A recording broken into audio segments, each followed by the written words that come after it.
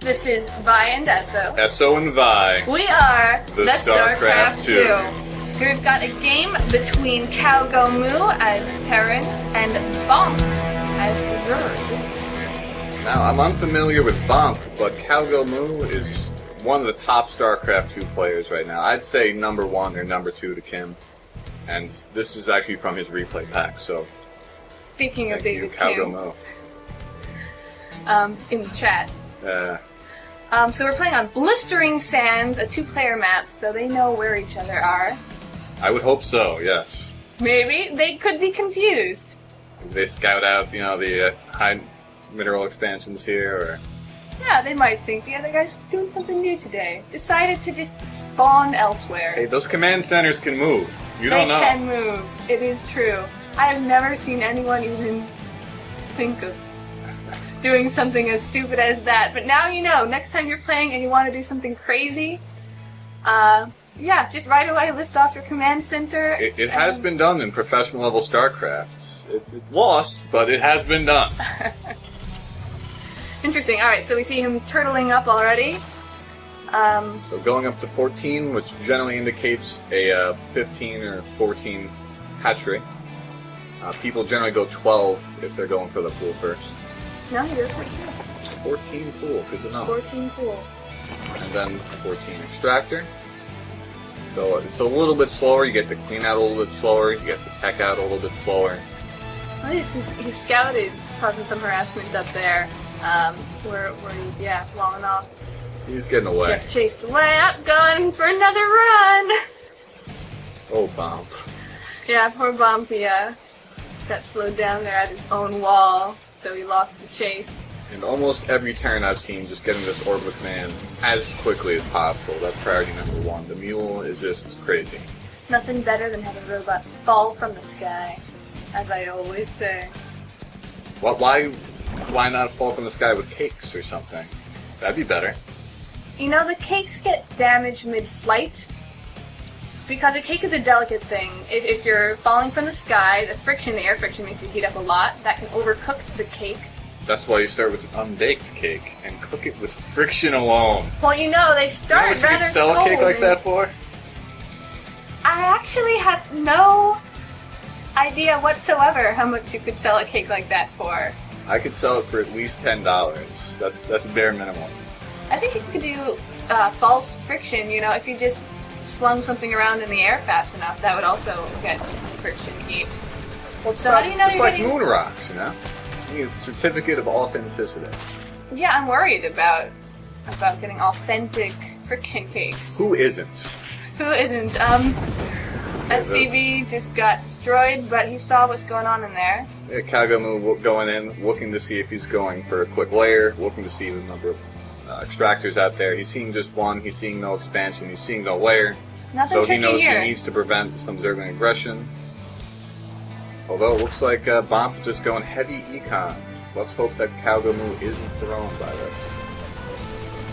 And by the way, we kind of skipped over this offensive extractor here. Not often seen. Terran can often just go heavy Marine Marauder, or Hellions, which I've been seeing more and more these days. Terran Berserk. Offensive extractor. Maybe he wanted to use it. Maybe he was going to do some long distance mining off of that thing. That would be very long distance. Maybe they decided to get along, and he was going to build a base right next to it. Okay, these 2 Hellions going in. Spinecrawler not going to be in time, I don't think. These Hellions moving in, they're going to get some hits off first. They do not have the Infernal Pre-Igniter, so they're yeah, only these doing things are 14 to great life. against drones. And those drones are winding themselves up for the chance to die. But they get chased off by the Zerglings. Zerglings with speed on creep are just... They don't even make sense. They're just words of life. True, but now they're off this creep, and he's got more Hellions now. So they're gonna go back in, and I think they're gonna take down a lot of drones if they can get in there. They can get There are in drones there. just sitting around. Oh, they're running. Yeah. This double spine call, these drones are just going to be running away. Oh, if those Hellions, the Zerglings get the block.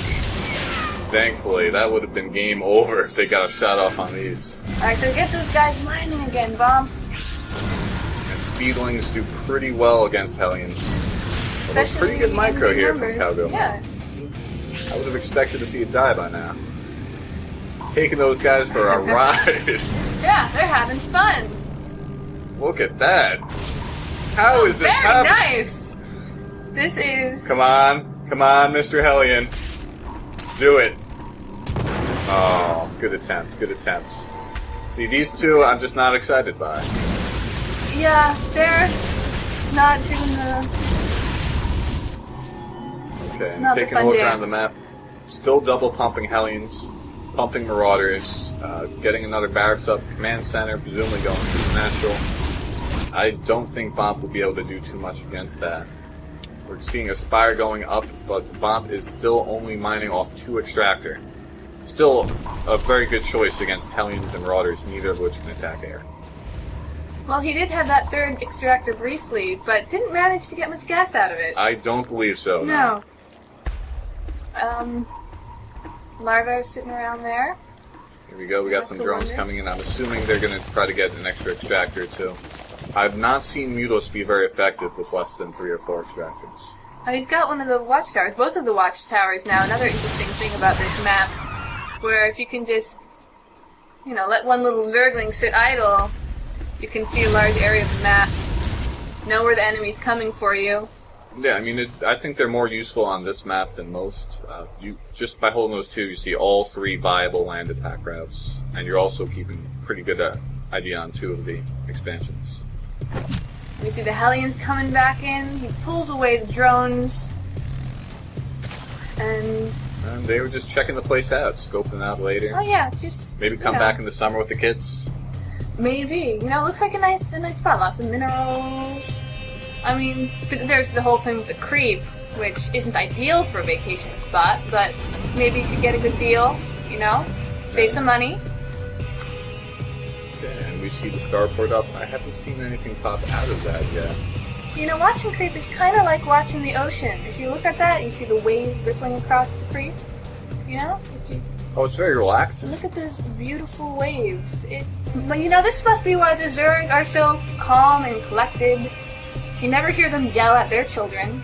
They're certainly a collective. I don't know about collective. But we see 2 Mutos out, and 4 more should be popping shortly for BOMP. I'm not sure how much he's going to be able to do with them. Missile turrets doing double damage against armored. It's still pretty good damage against light. They are a lot stronger than StarCraft 1.